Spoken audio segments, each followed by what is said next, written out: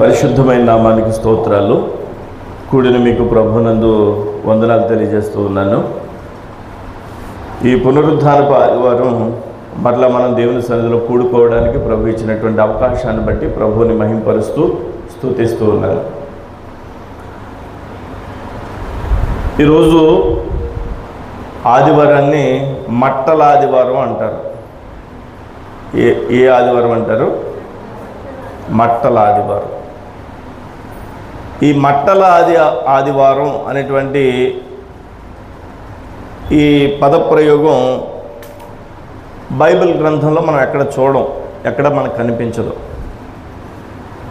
మరి ఆ పేరు ఎలా వచ్చిందంటే, ప్రభువైన యేసుక్రీస్తు వారు సిలువ మోయబడక ముందు, అంటే సిలువ వేయబడక మునుపు, ప్రభు అయినటువంటి యేసుక్రీస్తు వారు సిలువ వేయబడక మునుపు ఆయన యెరూషలేం పట్టణానికి వచ్చినటువంటి ఆ సందర్భాన్ని గుర్తు చేసుకుని అక్కడ జరిగినటువంటి ఆ విషయాలన్నీ కూడా బైబిల్ గ్రంథంలో వ్రాయబడ్డాయి. యేసు ప్రభువారు యెరూషలేంకి చిట్ట చివరిసారి వెళ్ళినటువంటి రోజు ఈ ఆదివారం. యేసు యెరూషలేం పట్టణానికి ఎందుకు వెళ్తున్నాడంటే, ఈసారి సిలువ వేయబడ్డానికి వెళ్తున్నాడు.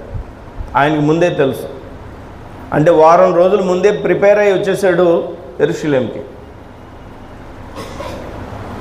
ఆ సందర్భంలో జరిగినటువంటి ఈ మట్టలు పట్టుకుని ఊరేగారు. అందుకని మట్టల ఆదివారం అని చెప్పి పిలుస్తూ ఉంటారు. యాక్చువల్గా మట్టల ఆదివారం అనేటువంటి పదం బైబిల్లో మనం ఎక్కడా చూడం. కానీ ప్రభు అయినటువంటి యేసుక్రీస్తు యొక్క చివరి ప్రయాణం ఇది. ప్రభు అయిన యేసుక్రీస్తు యొక్క చిట్ట చివరి ప్రయాణం ఈ యొక్క యెరూషలేము ప్రయాణం. గమనిస్తే దేవుని యొక్క వాక్యంలో ఈ విషయాలు ఎక్కడ వ్రాయబడ్డాయంటే, మత్తయి సువార్త, మార్కు సువార్త, యోహాను సువార్తల్లో వ్రాయబడ్డాయి. 3 సువార్తల్లో వ్రాయబడినటువంటి విషయాల్ని ఒకసారి మనం జస్ట్ అలా రిఫరెన్స్ చూద్దాం. మత్తయి సువార్త 21వ అధ్యాయం. మత్తయి సువార్త 21వ అధ్యాయం 7వ వచనాన్ని ఒకసారి తెరచి చూద్దాం.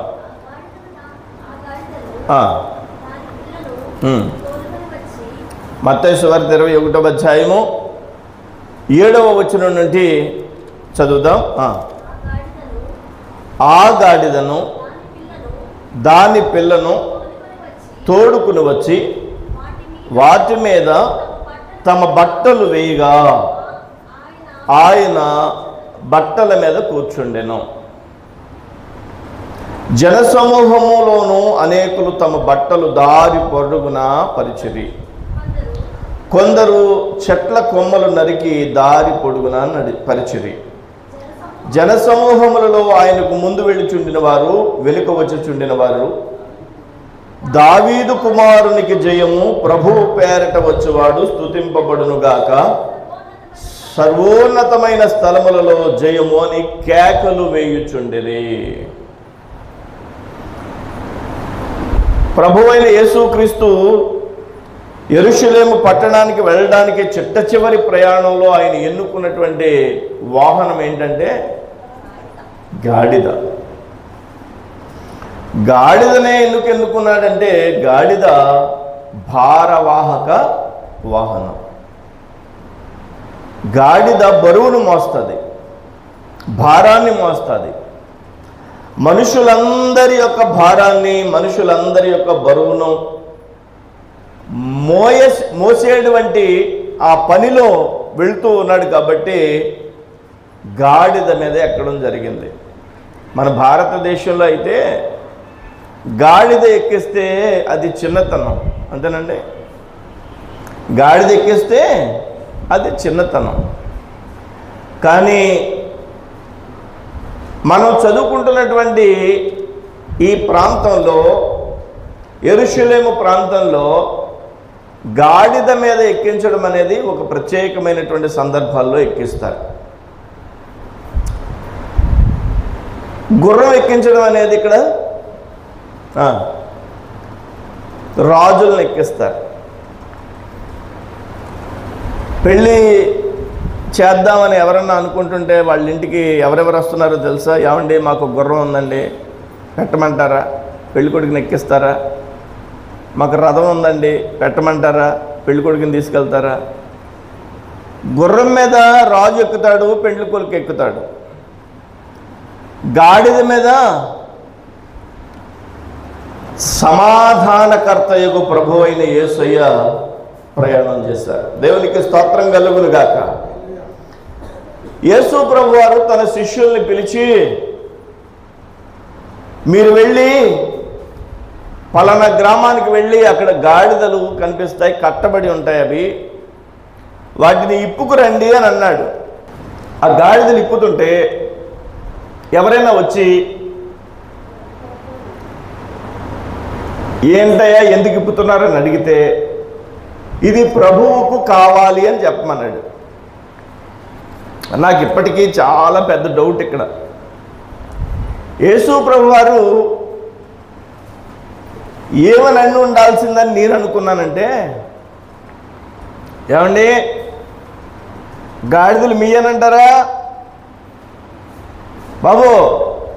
లోపల ఎవరన్నా ఉన్నారండి? గాడిదలు ఉన్నాయి మీయనా? మాయ. ఎందుకు? యేసు ప్రభుకి కావాలంట అని అడగమంటాడేమో అని నేను అనుకున్నాను. కాదు, ఆయన వెళ్ళి మీరు ఇప్పుకు రండి అన్నాడు అంతే. ఒకవేళ విప్పుతూ ఉన్నప్పుడు ఎవరన్నా వచ్చి ఏమయ్యా ఎందుకు ఇప్పుతున్నారంటే, అప్పుడు చెప్పండి ప్రభువుకి కావాలని. ఆయనకు కావలసినవి ఎవరి పర్మిషన్ అక్కర్లేని కట్టబడినటువంటి ఆ యొక్క జీవిని విడుదల ఇవ్వడానికి యేసయ్య ఆయన తన ప్రాణం పెట్టడానికి వచ్చాడు. ఎవరైతే బంధించారో ఆ బంధించినటువంటి సాతాను యొక్క పర్మిషన్ అక్కర్లేదు ప్రజలని దేవుడు ఆ బద్ధకాల నుండి విడిపించడానికి. దేవునికి స్తోత్రం కలుగును గాక. హల్లెలూయా.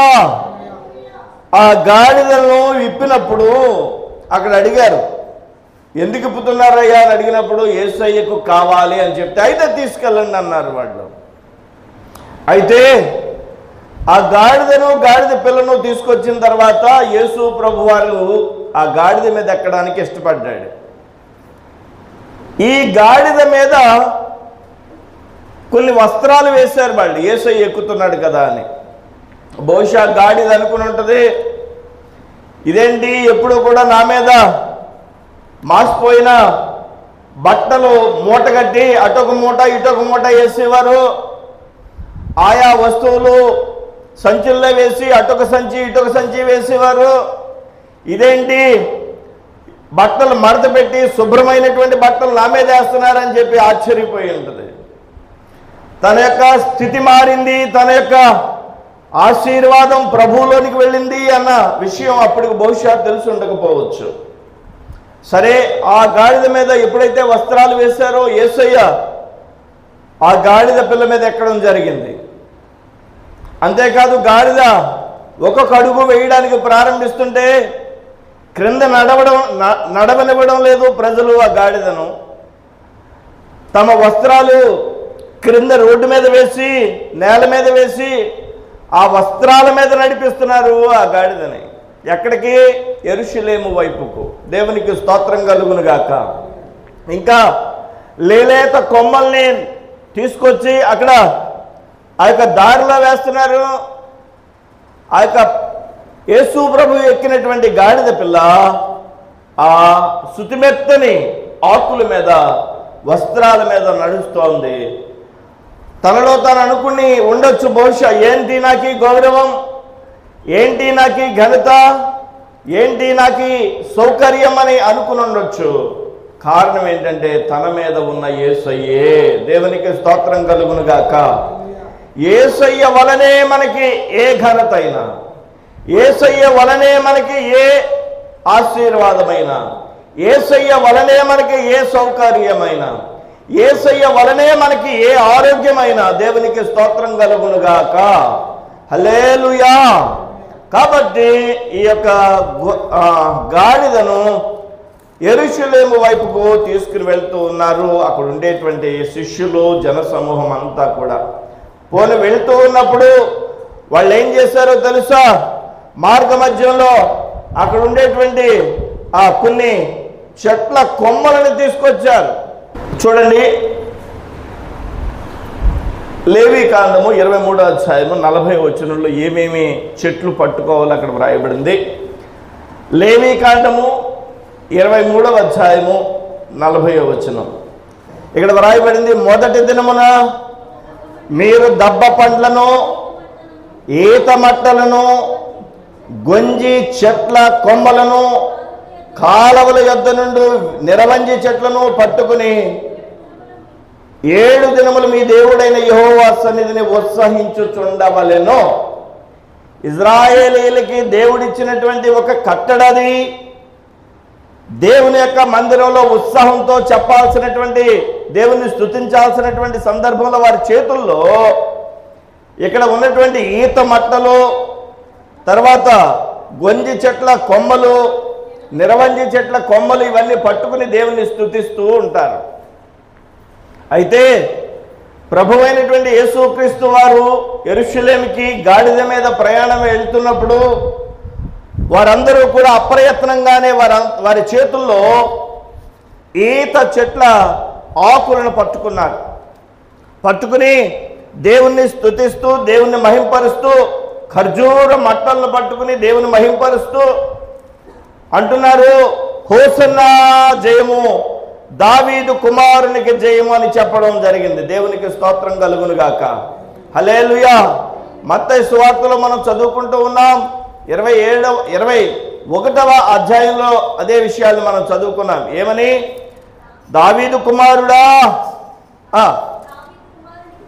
దావీదు కుమారునికి జయము, ప్రభువు పేరట వచ్చువాడు స్తుతింపబడునుగాక అని చెప్పి వాళ్ళు స్తుతిస్తున్నారు. దేవునికి స్తోత్రం కలుగును గాక. స్తుతించడం కాదు, కేకలు వేస్తున్నారు. వాళ్ళందరూ కూడా కేకలు వేస్తా, జనసమూహం అంతా అరుచుకుంటా జయము జయము అని చెప్పుకుంటుంటే ప్రజలంతా ఈయనెవర్రా బాబు, ఎవరైనా యేసు ప్రభు అంటారు, అతనే కదా ఇతను, ఇతనికి ఇంత ఫాలోయింగ్ ఏంటి, ఇతని వెనకాల ఇంత జయధ్వనులేంటి, ఏంటి యొక్క పరిస్థితి అని చెప్పి అక్కడ ఉండేటువంటి యెరూషలేము పట్టణంలో ఉండేటువంటి ప్రజలందరూ కూడా చూస్తున్నారు. అయితే అక్కడ ఉండేటువంటి ప్రజల్లో కొంతమంది అన్నారు, గట్టిగా అరుస్తారండి మీరు, మాట్లాడొద్దు అని చెప్పినప్పుడు యేసు ప్రభు వారు మాట్లాడుతున్నారు అక్కడ. దేవునికి స్తోత్రం కలుగును గాక. లూకాసు వార్త ఒకసారి తెరిచి చూద్దాం. లూకాసు వార్త 19వ అధ్యాయము.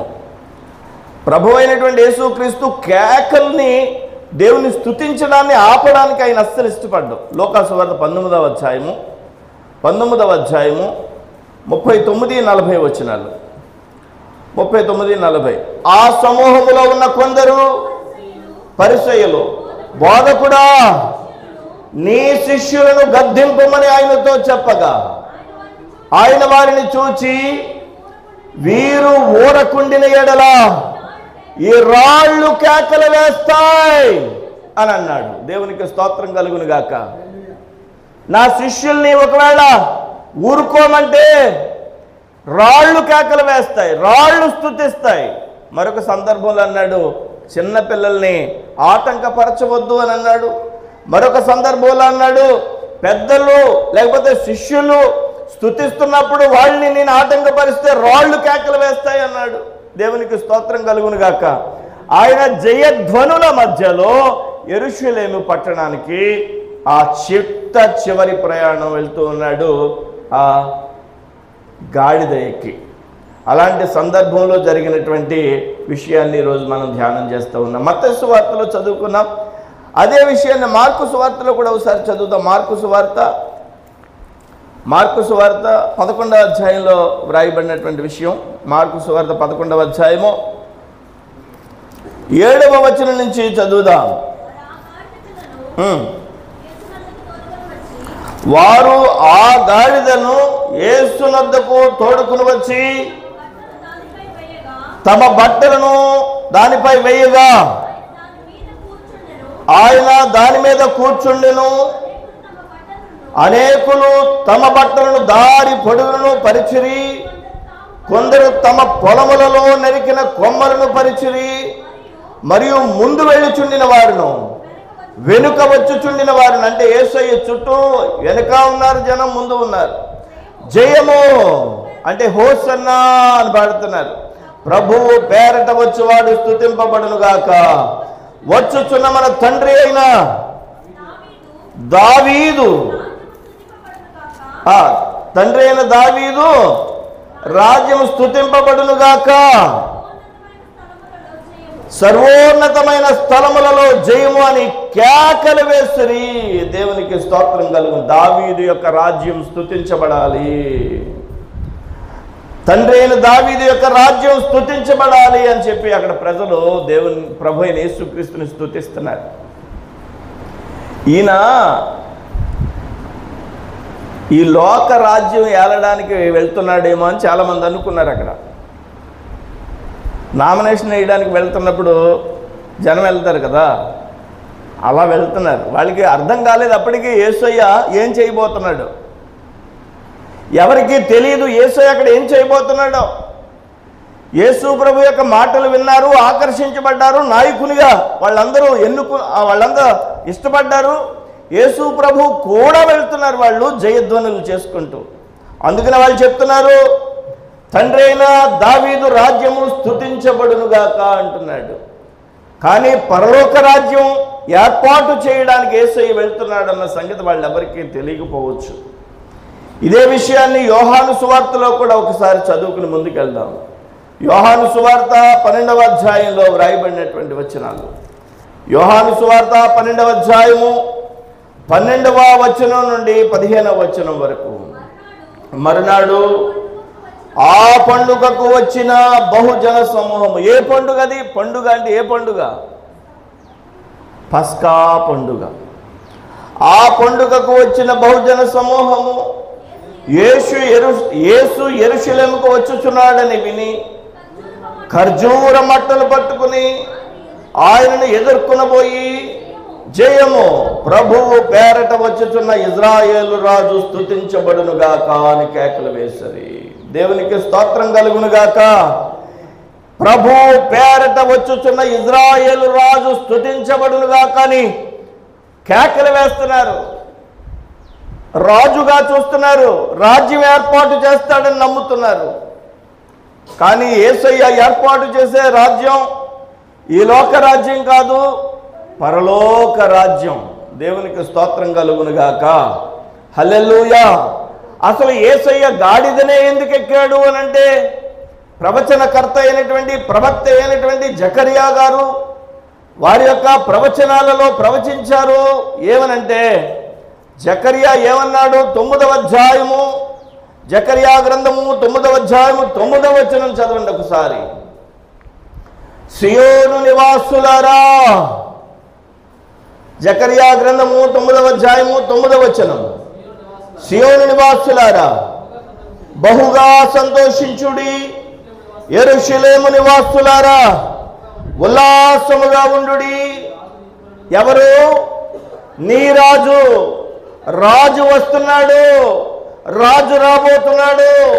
ఆయన మహారాజు. ఆయన యెరూషలేముకే కాదు, ఇజ్రాయేలీయులకే కాదు, యూదులకే కాదు, ప్రపంచ దేశాలలో ఉన్న ప్రతి ఒక్కరికి రాజుగా, మహారాజుగా, చక్రవర్తిగా, రాజుగా ఆయన రానయ్యున్నాడు అని చెప్పి జకరియా గ్రంథం 9వ అధ్యాయం 9వ వచనంలో ముందుగానే రాశాడు. ఏమని? రాజు నీతిపరుడును, రక్షణ గలవాడును, దీనుడును అయి గాడిదను గాడిద పిల్లను ఎక్కి నీ యొద్దకు వచ్చుచున్నాడు. హల్లెలూయా. దీనుడవుతాడు. దీనత్వం ధరించుకుని, రాజైనా కూడా దీనత్వాన్ని ధరించుకుని రాజైనటువంటి ఈ యొక్క ప్రభు అయిన యేసుక్రీస్తు వారు యెరూషలేముకు వస్తాడు అని చెప్పి సియోనును గురించి వ్రాయబడింది ఇక్కడ. హల్లెలూయా. ఆ ప్రవచనం నెరవేర్చడానికి యేసయ్య గాడిద మీద ఎక్కి రావాల్సి వచ్చింది. యేసయ్య తన శరీరధారిగా ఉన్న సమయంలో ఒకసారి అన్నారు. మత్తయి సువార్త 5వ అధ్యాయంలో ఒకసారి చదవండి. యేసు ప్రభువారు ఆయన అన్నటువంటి మాట, స్టేట్మెంట్ మత్తయి గారు రికార్డు చేశారు ఆయన ఒక సువార్తలో. మత్తయి సువార్త 5వ అధ్యాయము 19వ వచనం చదవండి. కాబట్టి 17వ వచనం మత్తయి సువార్త 5వ అధ్యాయము 17వ వచనం. ధర్మశాస్త్రములైనను ప్రవక్తల వచనములనైనను కొట్టి వేయవచ్చితనని తలంచవద్దు. యేసయ్య అన్నాడు, నేను ప్రవక్తల్ని పాత నిబంధనని కొట్టివేయడానికి రాలేదు. ఎందుకు వచ్చాను? నేను ప్రవక్తల ప్రవచనాలని నెరవేర్చుటకే గాని కొట్టివేయుటకు నేను రాలేదు. ప్రవక్తలు ఏమైతే ప్రవచించారో ఆ ప్రవచనాలని నెరవేర్చడానికి వచ్చాను. ప్రవక్తలు ఏదైతే ప్రవచించాడో ఆ ప్రవక్తల యొక్క ప్రవచనాలని నెరవేర్చడానికి వచ్చాను నేను. ఏమని ప్రకటించాడు జకర్యా? నీ రాజు నీతిమంతుడు, రక్షణ గలవాడు, దీనుడు అయి గాడిద పిల్ల మీద ఎక్కి ఆయన నీ యొద్దకు రాబోతున్నాడని ప్రవచించాడు. దేవునికి స్తోత్రం కలుగునుగాక. ఆయన ప్రవచనం నెరవేర్చడానికి యేసయ్య యెరూషలేము పట్టణంలోనికి రావడం జరిగింది. యెరూషలేము పట్టణంలోనికి ముందుగానే అప్పగించబడతాడని తెలుసు. ప్రాణం ఒక వారం రోజుల్లో పెట్టబోతున్నాడని తెలుసు. ముందుగా ప్రకటించబడిన రీతిలో గాడిద మీద ఎక్కి ఆయన యెరూషలేము పట్టణానికి జేజేల ధ్వనుల మధ్యలో వెళ్ళాడు. వెళ్తున్నప్పుడు కేకలు, జనులు, పెద్ద ఆదరణ. లోపలికి వెళ్ళిన తర్వాత యేసయ్య ఏమైపోయాడు? ఒంటరోడైపోయాడు కదండి. యేసు ప్రభు వారు ఒంటరి వాడైపోయాడు. తన శిష్యులు కూడా పారిపోయారు. తన యొక్క ప్రజలందరూ కూడా పారిపోయారు. ఒంటరిగా నిలబడిపోయాడు యేసుక్రీస్తు ప్రభు వారు. అయితే యేసయ్య గాడిద ఎక్కడానికి గల కారణం కూడా ఒకసారి పరిశీలన చేద్దాం. న్యాయాధిపతుల గ్రంథం 5వ అధ్యాయంలో వ్రాయబడినటువంటి ఒక వచనాన్ని పరిశీలన చేద్దాం. చూడండి, న్యాయాధిపతుల గ్రంథం 5వ అధ్యాయము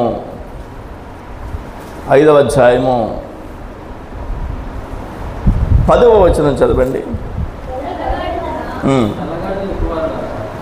న్యాయాధిపతులు 5వ అధ్యాయము 10వ వచనం.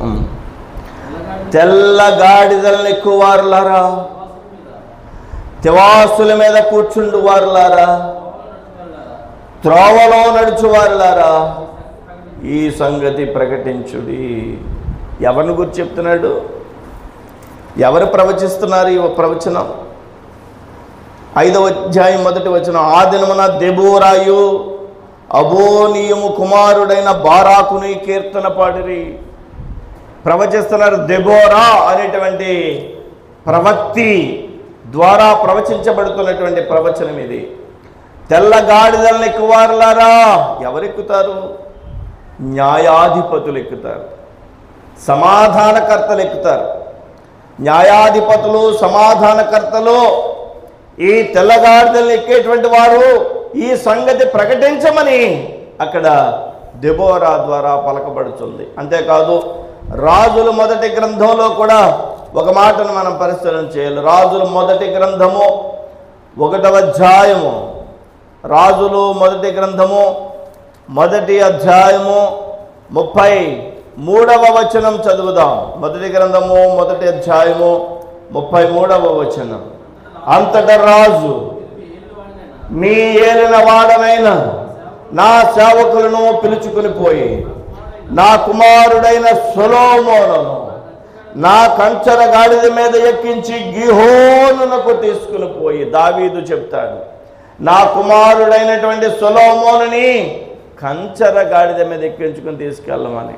అంటే ఆ దేశం యొక్క ప్రత్యేకత ఏంటంటే గాడిదను రాకుమారుడు ఎక్కుతాడు, గాడిద మీద రాజు ఎక్కుతాడు, గాడిద మీద న్యాయాధిపతి ఎక్కుతాడు, గాడిద మీద సమాధానకర్త ఎక్కుతాడు. అందుకనే ప్రభు అయిన యేసుక్రీస్తు వారికి యెషయా గ్రంథం 9వ అధ్యాయం 6వ వచనంలో చాలా పేర్లు పెట్టబడ్డాయి. చదవండి అక్కడ.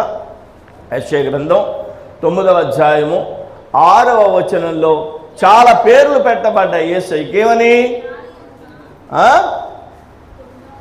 యెషయా గ్రంథం 9వ అధ్యాయము 6వ వచనం, ఏలయనగా మనకు శిశువు పుట్టెను, మనకు కుమారుడు అనుగ్రహించబడెను, ఆయన భుజము మీద రాజ్య భారముండును, రాజ్య భారముండును. ఈ గాడిద భారవాహక జంతువు. యేసు ప్రభు భుజం మీద రాజ్య భారం ఉంటుంది. ఆ తర్వాత ఆశ్చర్యకరుడు, ఆలోచనకర్త, బలవంతుడైన దేవుడు, నిత్యుడగు తండ్రి, సమాధానకర్తయగు అధిపతి. హల్లెలూయా.